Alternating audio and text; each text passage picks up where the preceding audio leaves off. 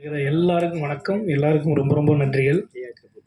அதாவது ஒவ்வொரு படத்தையுமே வந்து ஒரு வித்தியாசமான கதை, இது ஒரு வித்தியாசமான படம்னு சொல்லி தான் நம்ம ஆரம்பிப்போம். இதை உண்மையிலே வந்து வித்தியாசமான படம்னு ரொம்ப தைரியமாக சொல்லலாம். ஏன்னா அவர் கதை சொல்லும்போது, டிஆர் பாலா நண்பர் இயக்குனர் கதை சொல்லும்போது, நான் வந்து இப்படியெல்லாம் நடக்குமா, இப்படியெல்லாம் இருக்கா, இதுக்கெல்லாம் வாய்ப்பு இருக்கா அப்படின்னு கேட்டேன். ப்ரோ இது கதையில் ப்ரோ, இது உண்மையிலேயே நடந்த சம்பவம் ப்ரோ, மலேசியாவில் நடக்குது ப்ரோ அப்படின்னாரு. என்ன ப்ரோ சொல்கிறீங்க, நாயை வளர்ப்பாங்க, பூனையை வளர்ப்பாங்க, பேயெல்லாமா வளர்க்குறாங்க அப்படின்னு. அந்த மாதிரி இது ஒரு ஜின்னை வளர்க்குற இதில் ஏற்படுற ஒரு கயாஸ் தான் இந்த படம்.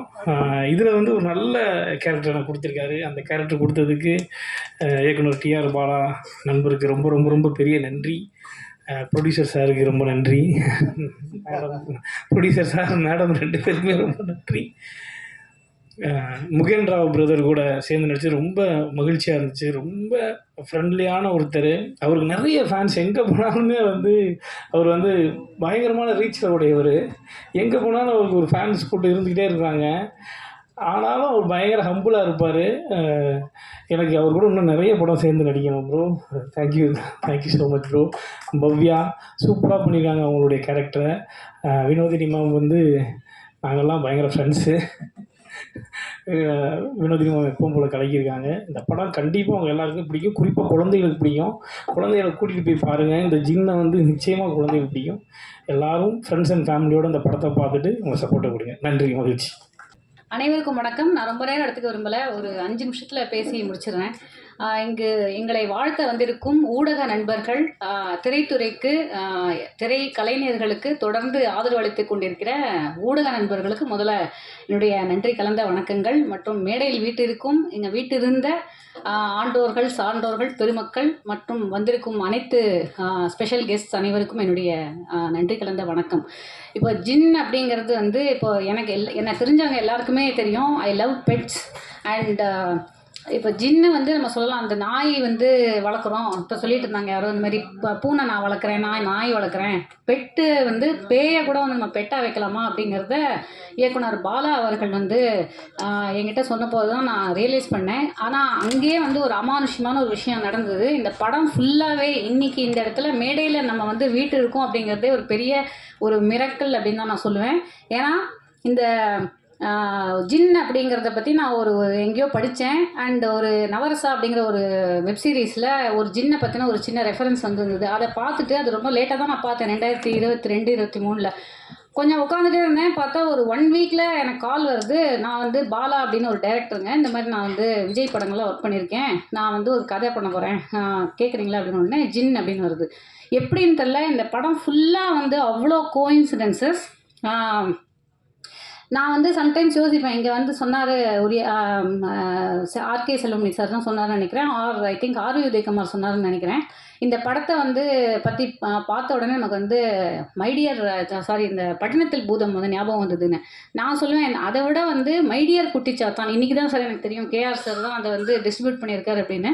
ஆனால் சின்ன வயசில் நாங்கள் பார்த்து ரொம்ப ரசித்த ஒரு படம் அந்த மைடியர் குட்டிச்சாத்தான். ஏன்னா நம்ம படம் பேய் அப்படின்னாலே நம்ம பயப்படுற ஒரு விஷயமா நம்ம பார்க்குறோம். ஆனால் பேய் கூட வந்து அது ஒரு பாவமான ஒரு ஜீவனாக தான் நான் பார்க்குறேன். ஏன்னா இங்கே வந்து பார்த்திங்கன்னா பேய், பூதம், ஆர் கடவுள், ஆன்மீகம், இது அமானுஷ்யம் ரெண்டுமே வந்து இந்த இன் யாங் பட்டர்ஃப்ளை எஃபெக்ட் எல்லாமே வந்து ஒன்றா தான் நான் பார்க்குறேன். அது ஒரு பாசிட்டிவ் எனர்ஜி அப்படின்னு நம்ம சொன்னோம்னா அது வந்து ஒரு ஆன்மீகமாக மாறுது. அதே ஒரு நெகட்டிவ் எனர்ஜியாக மாறும்போது அது வந்து நம்ம ஒரு அமானுஷ்யமாக நம்ம பார்க்குறோம். ஸோ இந்த படத்தில் வந்து இந்த மைடியர் குட்டிச்சாத்தான் அந்த மாதிரி வந்து ஒரு என்டிட்டி ஒன்று இருக்கும். அண்டு இந்த சொன்னாங்க இந்த மாதிரி வந்து 16 பூதங்களுக்கு தலைவன் வந்து ஒரு ஜின்னு அப்படிங்கும்போது அது ஒரு மல்டி லெவல் மார்க்கெட்டிங் மாதிரி இருக்குது பாருங்கள். அதுவும் ஏதோ ஒரு இப்போ எப்படி வந்து மனசுக்குள்ளே நம்ம ஒரு இதை வச்சுட்டு தான் ஒரு ஆன்மா சுற்றிட்டு இருக்கு வாழும்போது, அது இறந்த பிறகும் அது ஒரு மனசுக்குள்ளே ஏதோ ஒரு வச்சுட்டு தானே போகுது ஒரு ஆன்மா, ஒரு ஆவி அப்படிங்கிறது. அந்த வகையில் நான் வந்து எப்படி ஒரு நாயோ பூனையோ ஒரு சிம்பத்திக்குரிய ஒரு எம்பத்திக்குரிய ஒரு ஜீவராசியாக நான் பார்க்குறேனோ அதே மாதிரி தான் ஒரு அமானுஷ்யமாக இருக்கக்கூடிய ஒரு ஆவியையும் ஒரு பேயோ பூதமோ ஏதோ ஒரு விஷோட தானே இந்த உலகத்தில் இதே பிளானட்டில் இதே யூனிவர்ஸில் வந்து சுற்றிட்டுருக்கு. அந்த வகையில் பார்க்கும்போது நம்ம அதை அதுவும் வந்து ஒரு சில்ட்ரனுக்கு தரக்கூடிய ஒரு ஹாரர், ஃபேண்டசி, காமெடி, அந்த மாதிரி ஒரு படமாக வந்து உருவாக்கி இருக்கிறது, இந்த கதையை உருவாக்கி இருக்கிறது முதல்ல வந்து பாலா அவர்களுக்கு மிகப்பெரிய வாழ்த்துக்களும் பாராட்டுகளும். அதில் வந்து பாலா பற்றி நம்ம சொல்லணும்னா அவரே வந்து ஒரு லக்கி பர்சன் அப்படின்னு தான் சொல்லணும். ஏன்னா அவர் வந்து இந்த வைரல் ஸ்டார் அப்படின்னு சொல்லி ரீசெண்டாக ஐ திங்க் வனிதா மேடத்துக்கு ஒரு பேர் கொடுத்தாங்க நினைக்கிறேன், வைரல் ஸ்டார் வனிதா. ஆனால் உண்மையாக அந்த வைரல் ஸ்டார் அப்படிங்கிறது பாலா அவர்களுக்கு தான் பொருந்தும். ஏன்னா அவர் வந்து நல்லா பாருங்க, அவர் வந்து பயங்கர லக்கியான ஒரு பர்சன். இந்த கதையை ஆரம்பிச்சதுலேருந்து அவர் சொன்ன எந்த ஒரு டேட்லேயும் மாற்றமே இல்லாமல் ஷூட்டிங் நடந்தது. அண்ட் அவர் வந்து சொல்லுவார், இந்த இடத்துல நம்மளால் இதை பண்ண முடியாது அப்படின்னு நினைக்கிறேன் அப்படிங்கும்போது கரெக்டாக அது பண்ண முடியாமல் போயிடும்.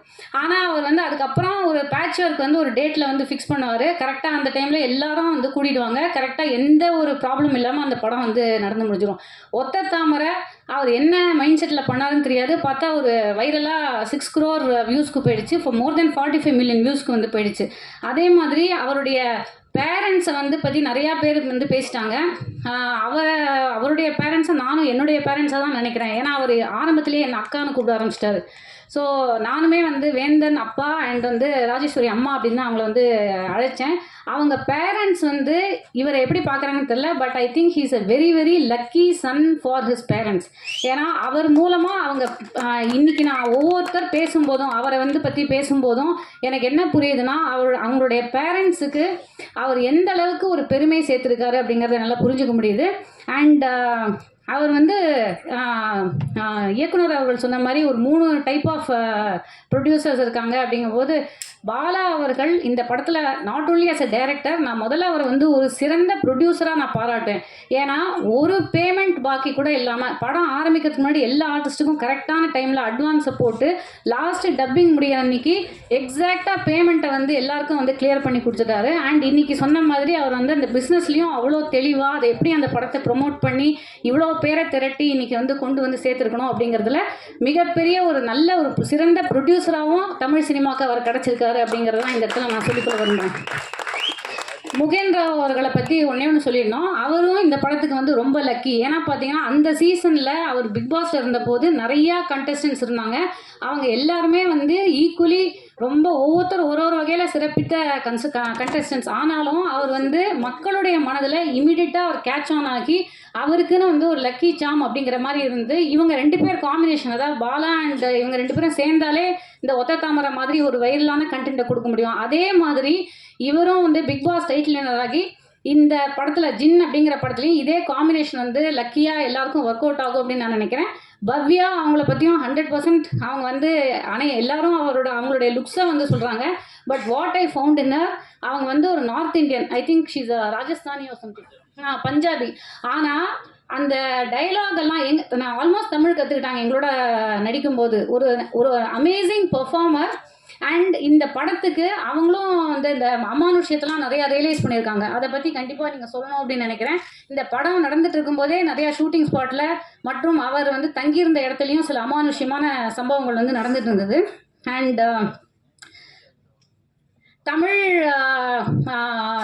இதுலேயே வந்து சினிமாவில் இந்த ஃப்ரான்ச்சைஸ் அப்படின்னு நம்ம சொல்லுவோம், அரண்மனை, காஞ்சனா, அந்த மாதிரி ஜின் அப்படிங்கிறதும் பார்ட் 1, பார்ட் 2, பார்ட் 3 அப்படின்னு ஒரு நல்ல ஃப்ரான்ச்சைஸாக அமையணும் அப்படிங்கிறதும் இந்த நீதியரசர் அவர்கள் வந்து பேசும்போது அவர் பேசிகிட்டு இருக்கும்போதே ஒரு அமானுஷ்யம்னு சொல்ல முடியாது, ஒரு நல்ல ஒரு கோஇன்சிடென்ஸாக நலம் வாழ அப்படின்னு ஒரு பாடல் வந்தது. அந்த மாதிரி இந்த படத்துக்கு வந்து பல சின்ன சின்ன டீட்டெயில்ஸில் நிறையா நல்ல விஷயங்கள் நடந்திருக்கு.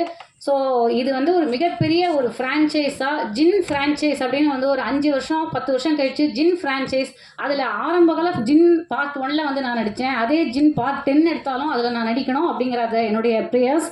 And thank you all for coming. உங்களுடைய பிளெஸ்ஸிங்ஸ் இங்கே வந்து மனிதர்களாகிய நம்முடைய பிளெஸ்ஸிங்ஸ், ஆன்மீக துறையிலேருந்து வந்திருக்காரு மகாவிஷ்ணு அவர்கள், அப்புறம் காவல்துறையிலேருந்து வந்திருக்காங்க, அண்ட் நீதித்துறையிலேருந்து பல துறைகள் அட்வொகேட் வந்திருக்காங்க. ஸோ ப்ளஸ் பொதுமக்கள் உங்கள் எல்லாருடைய பிளெஸ்ஸிங்ஸும் இந்த படத்துக்கு இருக்கணும். அண்ட் இது ஒரு வைரலான ஒரு படமாக இந்த May 30th தான் ரிலீஸ் ஆகுது. அண்ட் இட்ஸ் நாட் டூ இது லேட் ஃபார் சம்மர். ஸ்டில் வந்து இது குழந்தைகளுக்கு ஏற்ற ஒரு படமாக அமைஞ்சு ஒரு மிகப்பெரிய சக்ஸஸ் அடையணும் அப்படின்னு நான் இந்த பிரபஞ்சத்தை வந்து கேட்டுக்கிறேன். பிரபஞ்சம் மட்டும் இல்லாமல் பிரபஞ்சத்தில் இருக்கக்கூடிய நாட் ஓன்லி த ஆன்மீக சக்திகள், அமானுஷ்ய சக்திகளையும் நான் வேண்டி கேட்டுக்கொள்கிறேன். நன்றி, வணக்கம். சினிமாவில் நிறைய சாதிச்சவங்களாம் இருக்காங்க. ஸோ இது எனக்கு சரியான மேடையான்னு தெரில, இருந்தாலும் என் உடன்பிறவா சகோதரருக்காக ஒரு தம்பியாக அவருக்கு ஒரு வாழ்த்தும், அவர் என்னுடன் பயணம் செய்த அந்த உண்மையான அனுபவத்தை மட்டும் ரொம்ப உங்கள் டைம் எடுத்துக்க விரும்பல, ஒரு 5 மினிட்ஸில் பேசி முடிச்சிடுறேன். நான் முதல்ல நான் சென்னை வந்தப்போ எங்கள் அப்பா முதல்ல சென்னையில் தான் பிஸ்னஸ் பண்ணிகிட்டு இருந்தார். அப்புறம் கொஞ்சம் பிஸ்னஸ் லாஸ், அப்புறம் திருப்பூர் போயிட்டார். அதுக்கப்புறம் கிட்டத்தட்ட ஒரு 14-15 வயசு வரைக்கும் திருப்பூரில் தான் இருந்தேன். அதுக்கப்புறம் ஏகப்பட்ட வேலை, அங்கே போகிறது இங்கே வர்றது. அப்புறம் கிட்டத்தட்ட ஒரு 18-19 வயசு அந்த மாதிரி டைமில் நான் சென்னை வரும்போது எனக்கு ரூம் கொடுத்து சாப்பாடு போட்டு டெய்லி பேட்டா கொடுத்து அவருடைய டைரக்ஷன் ஒர்க்கில் அப்போ ஒரு படம் பண்ணிகிட்டு இருந்தார்.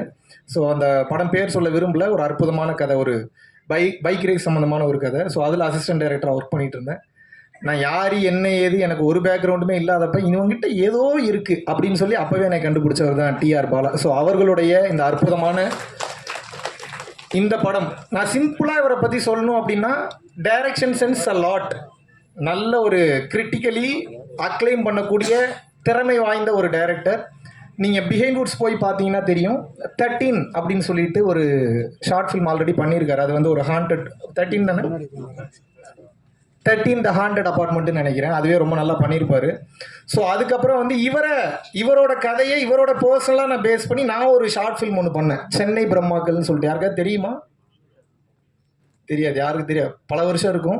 ஸோ இவருடைய கேரக்டர், இவருடைய ஆட்டிடியூட், இவருடைய பேஸ் பண்ணி ஒரு ஷார்ட் ஃபில்ம் பண்ண. அதுக்கப்புறம் எங்களுடைய நட்புறவு திறந்துக்கிட்டே வந்தது.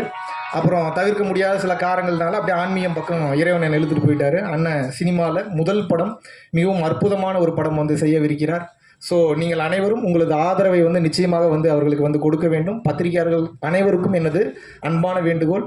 முதல் முறையாக ஒரு டெபியூ வந்து பார்த்தீங்கன்னா ஒரு ஃபீச்சர் ஃபிலிம் வந்து ஸோ தமிழகம் எங்கும் வந்து ரிலீஸ் பண்ணுறாரு. வேறு நாடுகளில் ரிலீஸ் ஆகுதா? ஸோ வேர்ல்டு வைட் வந்து ரிலீஸ் பண்ணுறாங்க. ஸோ பத்திரிகையாளர்கள் நண்பர்கள் அனைவருக்கும் ஒரு வேண்டுகோள், மிகச்சிறந்த முறையில் விமர்சனங்களை எழுதி இந்த படத்தை ஜெயிக்க வைக்க வேண்டும் என்று உங்கள் அனைவரையும் வேண்டி விரும்பி கேட்டுக்கொள்கிறேன். இந்த படத்தின் நாயகர்களான முகேன் ராவ் மற்றும் பவ்யா அவர்களுக்கும் எனது வாழ்த்துக்களையும் வணக்கங்களையும் தெரிவித்துக் கொள்கிறேன். மேலும் இந்த படத்தை மிகச் சிறப்பாக எடுத்ததற்கு மிக உறுதுணையாக இருந்த தயாரிப்பாளர், இணை தயாரிப்பாளர், விநியோகஸ்தர்கள் மற்றும் அனைவருக்கும் மீண்டும் ஒரு முறை நன்றி கூறி, நீங்கள் அனைவரும் உங்கள் வாழ்வில் எல்லா வளமும் நலமும் பெற்று வாழ வேண்டுகிறேன். குருவின் பரிபூர்ண அருளாசிகள். குரு கடாட்சம். நன்றி.